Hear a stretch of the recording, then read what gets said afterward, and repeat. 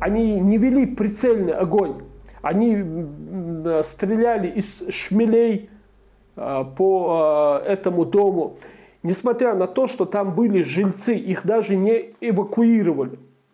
И прошла информация, что они убили таким абсолютно безответственным огнем обычного прохожего.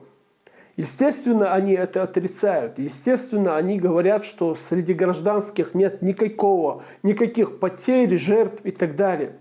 И тут возникает вопрос, а может ли быть так, что они решили выдать этого прохожего как одного из соучастников сопротивления, дабы скрыть жертвы среди мирного населения? Может ли быть такое?